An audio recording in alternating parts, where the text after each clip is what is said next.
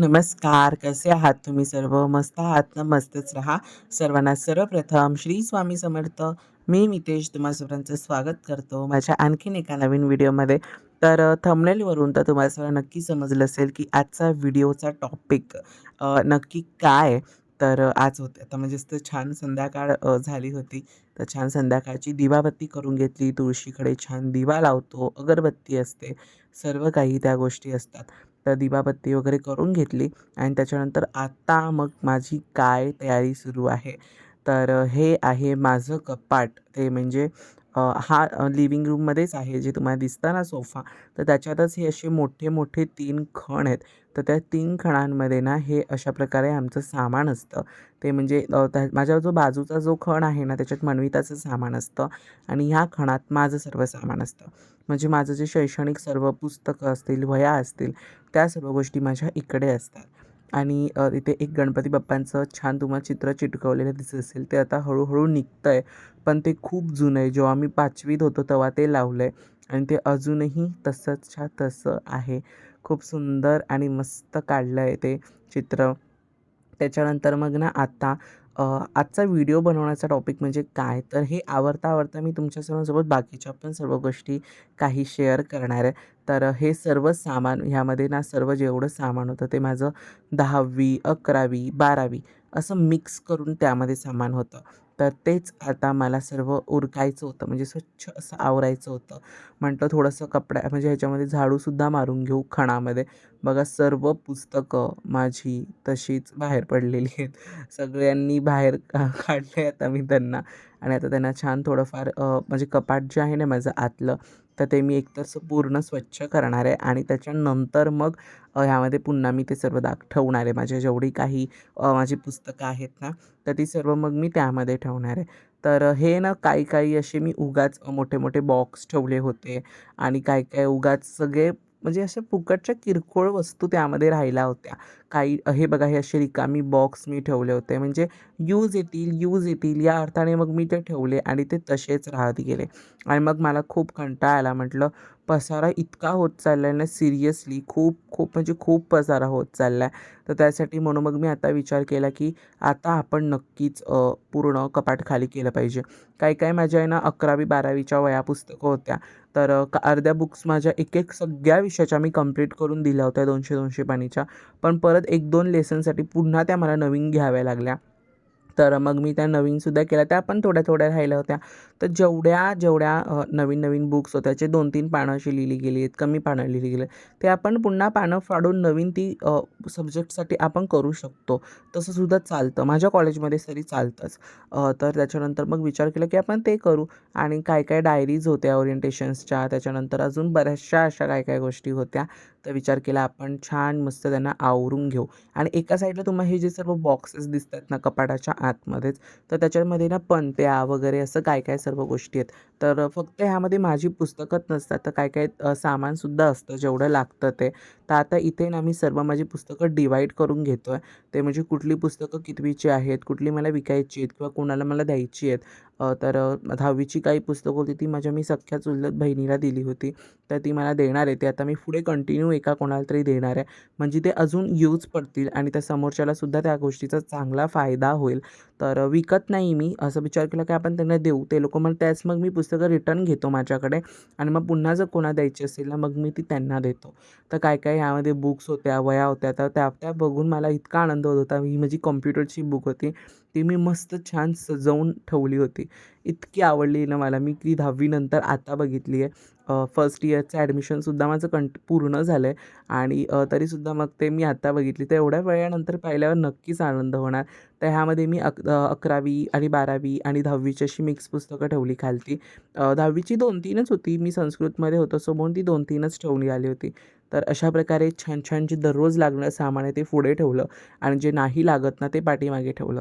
त्याच्यानंतर काही कंटेनर्समध्ये माझं सामान असतं ते पण मी ठेवलं आणि हे काही बॉक्सेस आहेत त्यामध्ये एक लायटिंगचा बॉक्स आहे. त्याच्यानंतर त्यामध्ये मी माझी मातीची काही गोष्टी आहेत ना मी त्यामध्ये ठेवलेल्या आहेत. त्याच्यानंतर आता वळूयात आपण आपल्या दुसऱ्या टॉपिककडे, ते म्हणजे आज रेसिपीकडे. कारण बरेच दिवस काही रेसिपी मी तुमच्या सर्वांसोबत शेअर केलेली नाही आहे. तर आज मी मस्त पुलावची रेसिपी शेअर करतो आहे. तर ह्यावेळेसचा पुलाव थोडासा असा वेगळा आहे. तर बघा काय करायचं आहे, आणि हा मी डायरेक्ट कुकरमध्ये करतो, असं टोपानीशी नाही करत आहे, डायरेक्ट कुकरमध्ये करूया.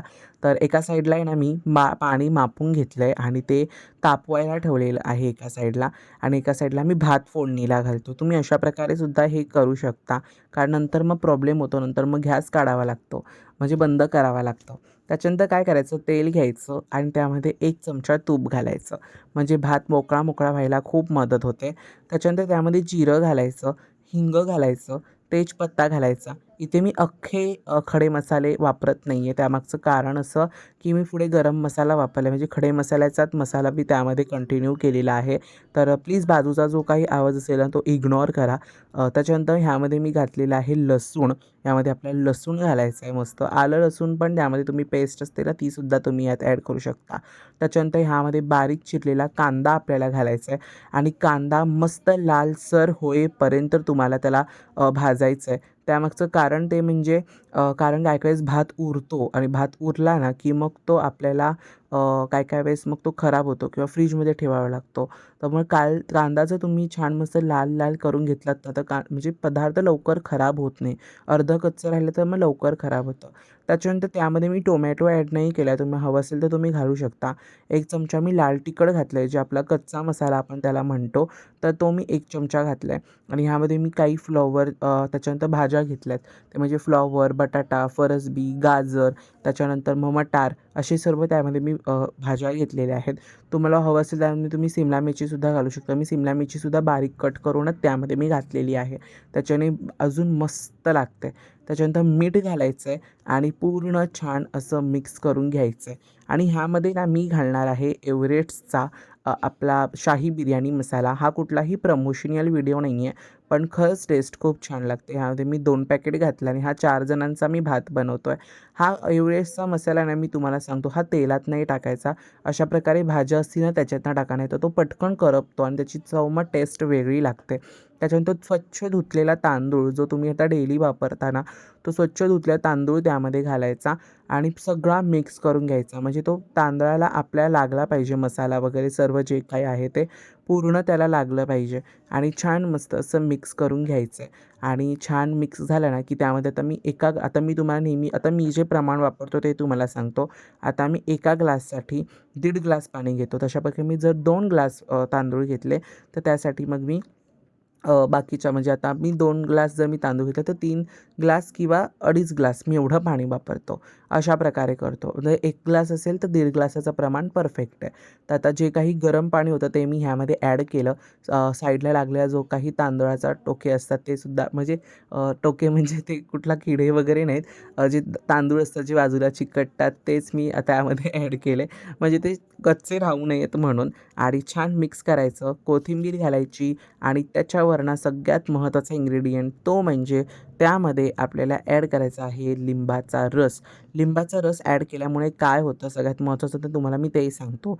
लिंबाच्या रसामुळे ना भात मोकळा मोकळा शिजतो, आणि चवीलासुद्धा खूप छान लागतो. तुम्ही बिर्याणीचा जेव्हा भात शिजवता ना तेव्हा तुम्ही बघा की तो मस्त मोकळा मोकळा आणि सुंदर होतो, कारण लिंबामुळे आणि तेलामुळे तो भात सुट्टा होण्यासाठी मदत होते आणि छान फळफळीत होतो, आणि टेस्टला लाजवाब अगदी मस्त लागतो. हा पुलाव एकदा तरी तुम्ही नक्की ट्राय करा. आणि त्यामध्ये गरम पाणीच घाला. जेव्हा तुम्ही फोडणी द्याल ना त्यामध्ये थंड पाणी ॲड करू नका, गरम पाणीच घाला. तुमच्याकडे केटल असेल तर तुम्ही केटलच्या सहाय्याने सुद्धा तुम्ही घालू शकता. आता मी एका साईडला छान ते पाणी तापवत ठेवलं होतं, आणि अशा प्रकारे त्याच्या 3 शिट्ट्या मी काढून घेतल्या, आणि मस्त चविष्ट आणि छान असा आपला पुलाव भात तयार झालेला आहे.